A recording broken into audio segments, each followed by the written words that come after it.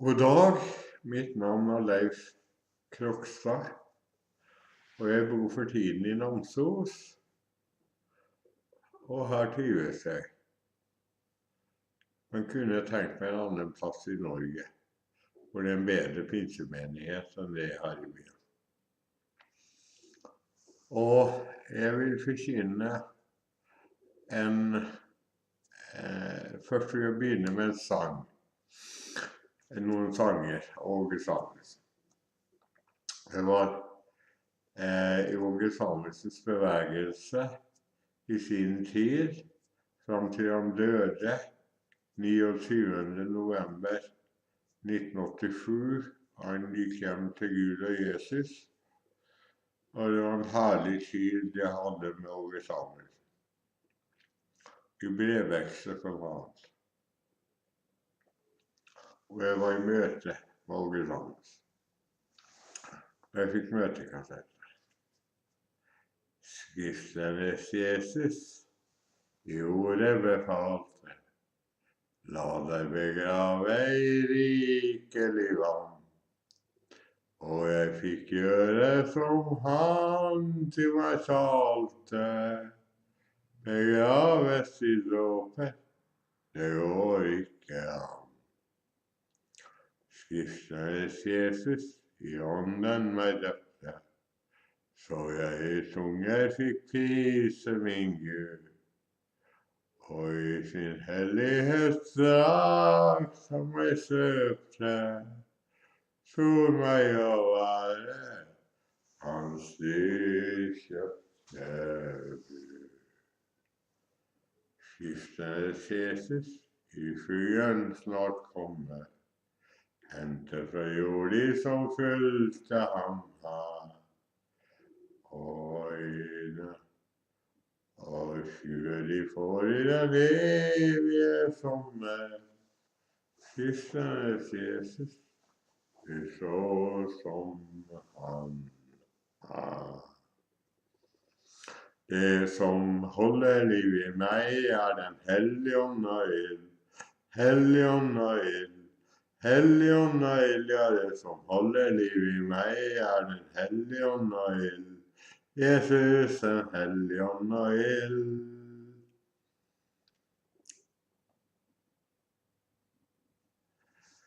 Ja, så begynte alle stemninger som Kristiansen hadde å si, vet du. Og det var en herlig opplevelse å oppleve Åge Samuelsen live. Det var bare herlig. Og noe sånt, det finnes ikke siden. Har ikke funtes før heller. Vi hadde det alene i Norge. Og denne boken er den hellige Bibel, og den tror jeg fullt og fast på. Og den er sann fra perm til perm, og skal leses hele Bibelen. Ikke tas ut deler av den, som enkelte gjør, og kalle noe den lille Bibelen. Det er inget som heter det begrepet i Bibelen. Det er hele Bibelen som er sann. Åge Samuelsen sa i et av sine møter at du er ikke frelst uten å ha talt i tunger. Og det er fakta. Fordi at Nikodemus kom i natten til Jesus og spurte ham hvordan blir et menneske frelst. Og da svarte Jesus, du er skriftlærd i Israel og vet ikke så grunnleggende ting. Nei, herre, jeg vet ikke, sa Nikodemus. Da svarte Jesus, for å bli frelst må du bli født på ny, og det skjer ved vann og ånd. Og nettopp det er tilfellet, at det skjer ved dåp, full nedrykkelse, og troendes dåp og åndens dåp.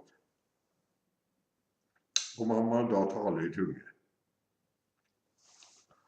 Halleluja, eller får du den hellige ånd. Og jeg vil, og du skal, og hva sa Jesus om barna?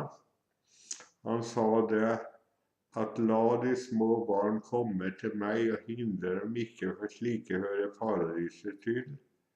Og i tillegg, Hvis dere ikke vender om og blir som små barn, skal dere ingenlunde komme inn i himmelen.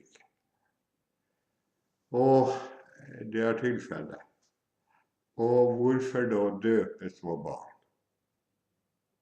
Jeg bare spør. Det er uskyldige. Og det står at vi skal begraves med Jesus i dåpen og stå opp til nye liv fra Jesus og dåpen. Og det står i Romerbrevet, og det står flere steder i Paulus brev om det.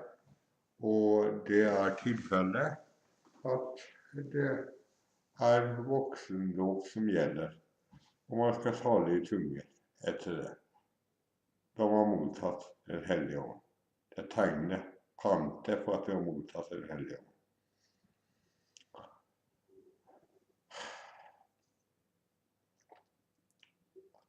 Og ellers så vil jeg synge en sang nå, og det er en fin sang, og Samuelsen, og det er følgende.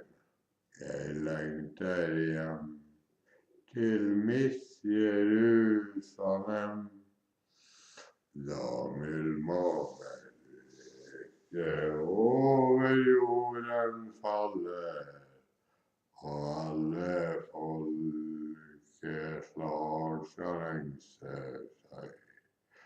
Dagen Herren Jesus bud deg kalle, og enn deg før.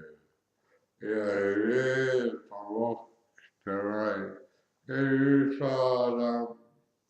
Snart får jeg se din herlighet, for evig mettes av Guds kjærlighet. Ingen sorg og sykdom mer skal være, jeg lengter hjem til mitt Jerusalem. Ja, ellers så takker jeg for ordet, og håper dere har fått noe ut av denne videoen. Takker for ordet, og amen sier til dere og Abba Far, og Maranatha. Halleluja.